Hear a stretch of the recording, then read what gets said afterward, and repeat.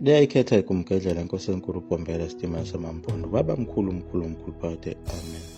Uhlale ukhona ngaso sonke isikhathi umbuzo wokuthi lo nkulunkulu ongumenzi wezulu nomhlaba usebenza kanjani, ngoba phela izinto ayezenza zazingaqondakali, njengoba wayesedale umuntu lapha emhlabeni ngawo umfanekiso wakhe owayefana naye ncamashi.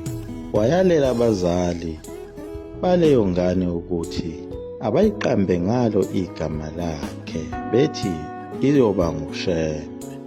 Kodwa asikatholi lapho ukuthi uNkulunkulu ongumenzi wezulu nomhlaba wayebayale wathini abazali abazozala lo mntwana ukuthi iyona yiphi indlela okwakufanele bamphathe ngayo lo mntwana, nangendlela okufanele bemkhulise ngayo. Kodwa uNkulunkulu akwenzayo akaphindanga wakhuluma kubazali balo mntwana. Kunalokho wayikhuluma kuye umntwana ngqo. Kodwa okwakuba buhlungu ukuthi lo mntwana njengoba phela wayekhula esemncane, okunye ayikhuluma uNkulunkulu wayengakuqondi.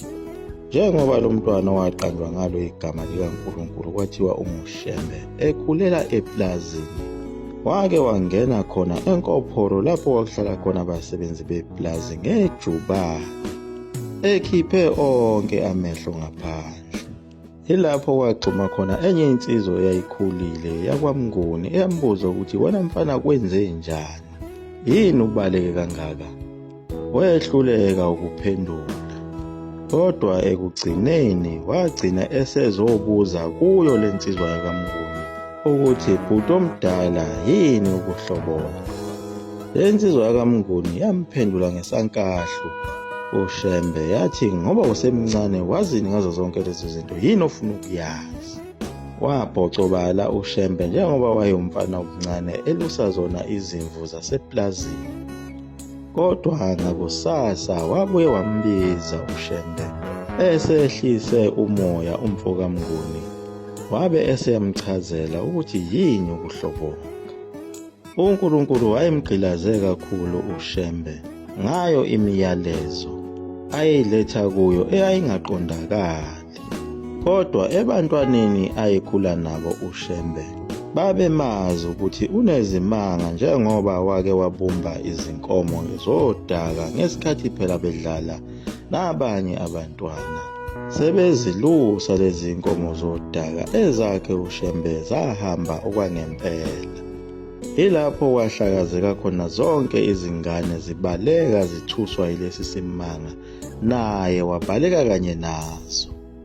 Wakhula uShembe ehlushwa yilwe izwi likaNkulunkulu kwaze wafika isigaba sokuthi kumele aganwe. Unina wayekhathazekile kakhulu ngenxa yakho ukuthi wayengaqonyiwe eseze wahlanganisa yona iminyaka engu-22. Ilapho unina uMahadebe amtholela khona intombi yakwaShabalala ukuba izomgana. uShembe wathi uzama ukunqaba ukuganwa yile ntombi, ethi ayinhle emehlweni kaNkulunkulu, kodwa unina wamphoqa wabe seyavuma. Kodwa ngokuhamba kwesikhathi wayitshela leyo ntombi yakwaShabalala ukuthi ngiphoqwe umama, kodwa sizozala indodana. Leyo ndodana yakho angeke ibe inkosana yami, kodwa ngiyobe sengiyikhethela intombi okuyiyona eyogana leyo ndodana yakho. Leyo ntombi iyona eyozala inkosana yami.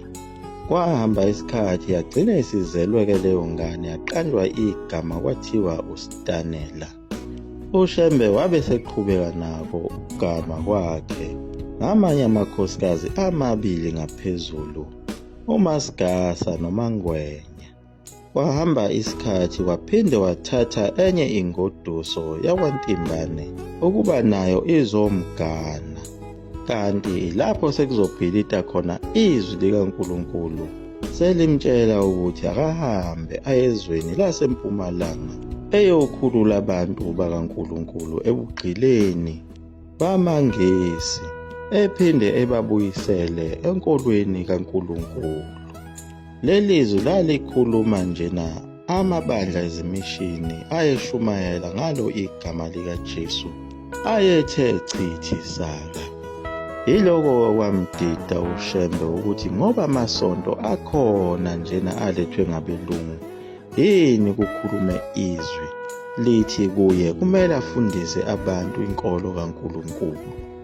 Waligolozela lelo lizwi isikhathi engafuni ukuya kulo izwe lasempumalanga. Kodwa ngelinye ilanga uNkulunkulu wamvezela isimanga ngesikhathi ekade ethandaza esiguqweni lapho afikelwa khona isithongwana, kanti uNkulunkulu usethatha umphefumulo wakhe uyisa ezulwini. Lapho abona khona abangcwele begqoke ezimhlophe efuna ukuhlanganyela kanye nabo, kodwa wehluleka. Ilapho izwi likaNkulunkulu elamtshela khona ukuthi ngeke uhlangane nalaba bantu, ngoba ngakutshela ebuncaneni bakho ukuthi ungahlobongi. Ilapho uNkulunkulu amkhombisa isidumbu sakhe esasilele laphayana esiguqeni ayekade ethandaza kuso. Wathi uma ethi uyasibheka isidumbu sakhe wasithola sinyanyeka kakhulu, sibhibha negazi, simanxebanxeba umzimba wonke. Ilapho izwi likaNkulunkulu elamchazela khona ukuthi uyawubona umzimba wakho ukuthi unjani ngenxa yalabafazi bakho abakuyephuyephuzayo bekubanga. Ilapho uNkulunkulu amyalela uShembe ukuthi akabuyele esidunjini sakhe wenqaba, ethi ufuna ukuhlanganyela kanye nabangcwele. Ebona izinsizwa ezazizinhle kakhulu zimbethe zona izingubo ezimhlophe, kepha uNkulunkulu wamphoqa ngenkani, wamthatha wamjukela kuso isidumbu sakhe esasimachifichifi. Waphaphama lapho esidunjini wavuka wabuyela ekhaya. Phela uNkulunkulu wayemyalile ukuthi aze angaganwa, kodwa ngenxa yempilo phela eyayiphilwa ngesikhathi sakhe, izinsizwa ezingangaye zaseziqonyiwe futhi seziganiwe, naye kwakungekho ayizokwenza. Waphinda uNkulunkulu wamyalela ukuthi akabalahle labafazi bakhe, kepha uShembe wenqaba ukubalahla labafazi ngoba ebona ukuthi bazohamba bagane amanye amadoda. Ilapho aze ayalela uNkulunkulu ukuthi kungcono uNkulunkulu babulale labafazi, ngeke ngikumele ukubona abafazi bami begane amanye amadoda. Izwi likaNkulunkulu layeka lapho ukumhlupha, kodwa kwalandela lapho kwashona izingane zakhe ngokulandelana. Omdala kwashona 1, kowesibili kwashona 1, kowesithathu kwashona 1, kowesine unkosikazi kwashona 1. Zonke lezi ngane uShembe wayezama ukuyithandazela ekhala ethi uzama ukuzivusa, kodwa akangenzeka, njengoba phela wayesenawo amandla okuthandazela abantu bevuke ekufeni, kodwa izingane zakhe do. Wathandaza esiguqweni sakhe buza kuNkulunkulu ukuthi kungani lezi ngane zakhe zifile uma izithandazela zingavuki. Izwi likaNkulunkulu lagcina selimphendulile ngakho ukuthi uwena Shembe ocele ukuba lezi ngane zife. Ngalesi sikhathi uthi kungcono uNkulunkulu abulale abafazi bakho 4, kodwa uNkulunkulu ukhethe ukuthi kunokuba abulale unkosikazi nonkosikazi, kungcono athathe ingane nengane ngoba lezi zingane azikabi nasono.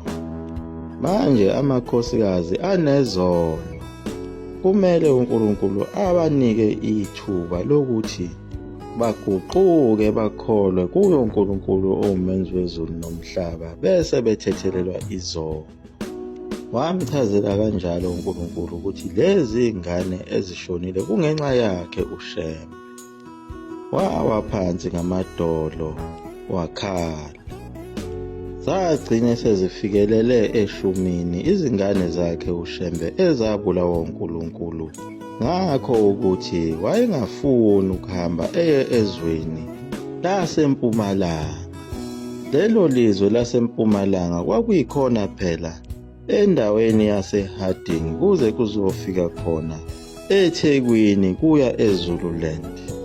Ngokolimi lukaNkulunkulu usho njalo, njengoba uNkulunkulu wayethi endaweni engapha emampondweni kusenyakatho, bese kuthi endaweni engapha komhlaba yalingana ethi kuseningizimu, njengoba esethi indawo yaseNatali kusempumalanga. uShembe wagcina ipakishile imithwalo yakhe, wawushiya umndeni wakhe nabantwana bakhe ababezithohlongwana abancane kanye nonina owayesegugile kakhulu, kanye nawo amakhosikazi akhe.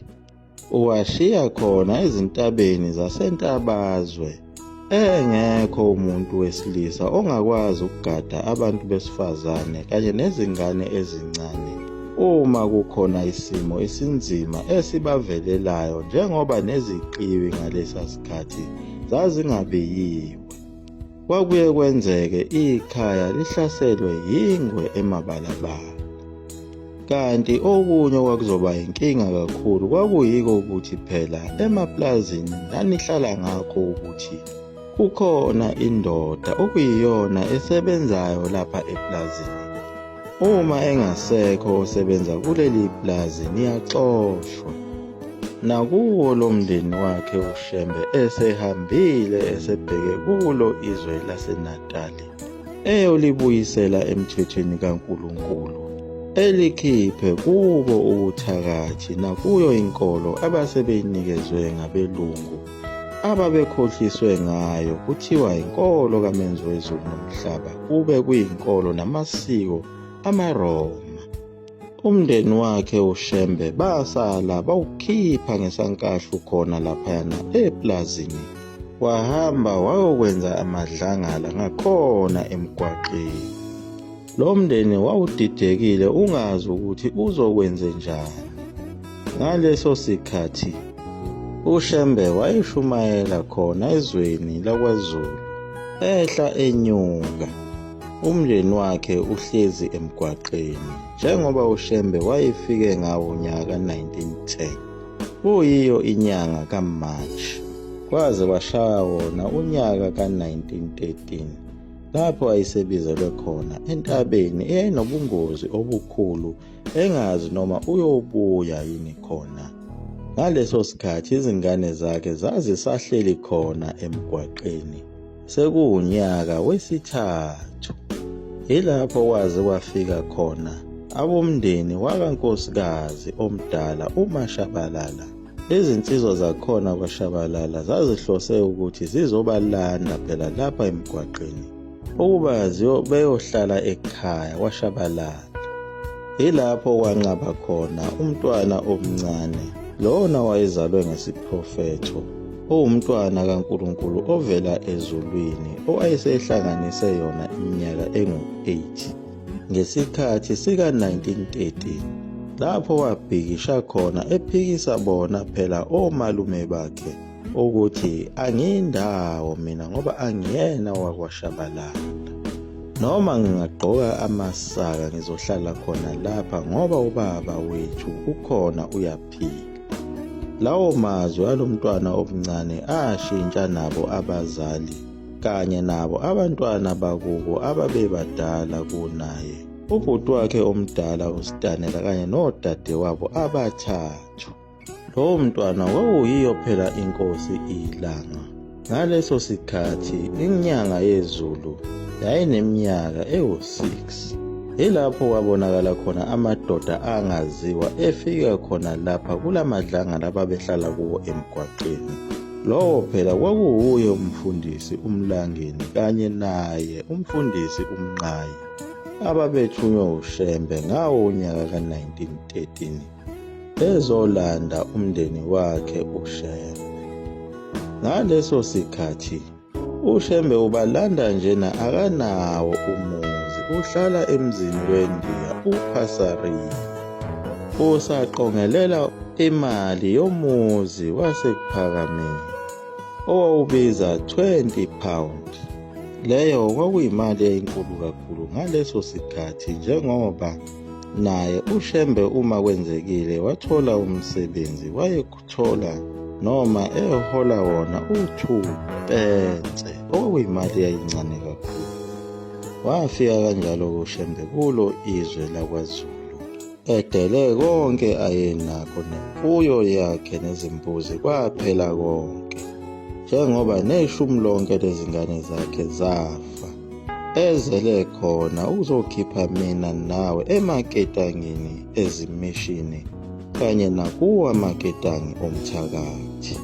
Kodwa ababa nenhlanhla balizwa izwi lakhe, ababe nebhadi kabalizwanga ngoba babesadakwe kona lokhu ababefundiswe khona ezimishini, njengoba abanye babemlwisa, bemthuka, bemshaya, bembophisa ngenxa yawo ukuthi babengafuni ukuphuma kuleli jele ababethunjelwe kulo umlungu.